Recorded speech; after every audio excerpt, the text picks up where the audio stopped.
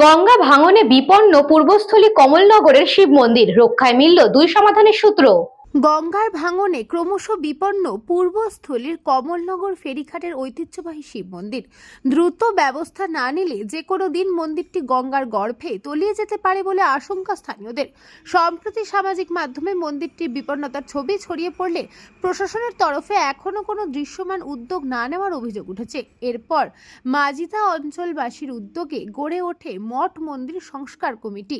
কমিটির সভাপতি গৌর ঘোষ সহ সদস্যরা বিভিন্ন সনাতনী সংগঠনের সঙ্গে যোগাযোগ শুরু করেন। এরই মধ্যে নিজেদের আর্থিক সহায়তায় একসময় এই মন্দিরটি নির্মাণে সহযোগিতা করা ধর কনস্ট্রাকশন পরিবারের সদস্যরা কমলনগর ঘাটে এসে পরিস্থিতির খোঁজ খবর নেন। পরিবারের তরফে জানানো হয় নিজেদের উদ্যোগেই মন্দিরটি সংস্কার করতে তারা প্রস্তুত, প্রয়োজনীয় অর্থের যোগানও তারাই দেবেন। পরিস্থিতি পর্যবেক্ষণ করে চলতি মাসের শেষ থেকেই কাজ শুরুর পরিকল্পনা রয়েছে।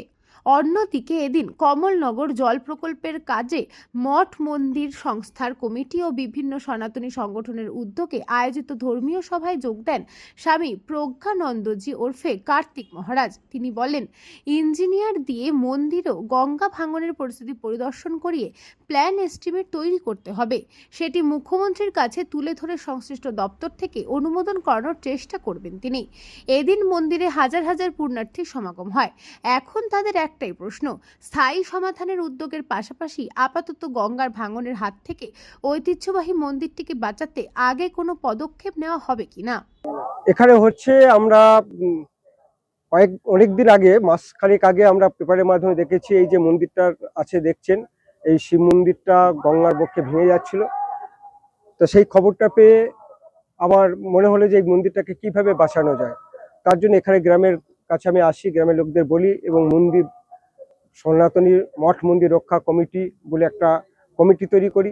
সেই কমিটির আমাকে সভাপতিত্ব হিসাবে গ্রহণ করেন এবং আমি বিভিন্ন মঠ মন্দিরে গেছি, মহারাজদের কাছে গেছি, অনেক শিল্পপতিদের কাছে গেছি, অনেক ট্রাস্টের কাছে গেছি যে মন্দিরটা কিভাবে রক্ষা করা যায়। তো তারা আশ্বস্ত করেছেন। তা সেই আশ্বস্ত করার সুবাদেই আজকে কার্তিক মহারাজ মহাশয় আসছেন। তিনি এখানে সভা করবেন এবং এই মন্দিরের রক্ষা করার উদ্দেশ্য নিয়ে তিনি আসছেন। এটা আমাদের বড় পাওনা, উনি দেখে যাবেন।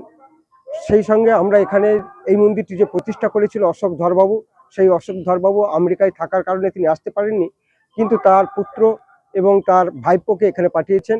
আজকে এই মহতী উদ্দেশ্যে তারাও এসেছেন, তারা সমবেত হয়েছেন। আমরা চাইব আগামী দিনে এই মন্দিরটা খুব সুন্দরভাবে সংস্কার হোক, এটুকুই আমাদের চাওয়া। ব্যুরো রিপোর্ট, নিউজ পঙ্গো time. St. Augustine's Day School, Barakpur. Success for every child. Admission open session 2026 to 2027. Contact number 9007934555. AM jewellers Ichhapur, Anandamath. আমাদের মেকিং চার্জ 3%। আমাদের লাইভ দেখুন JM জুয়েলার্স ফেসবুক পেজে প্রতিদিন রাত 7:35 আমাদের ভিডিও শেয়ার করলে পেয়ে যাবেন সোনার নাকছাবি একদম ফ্রিতে। ঠিকানা ইছাপুর, আনন্দমঠ, উত্তর 24 পরগনা। যোগাযোগ 7439131404। আমাদের অনলাইন ডেলিভারির ব্যবস্থা আছে।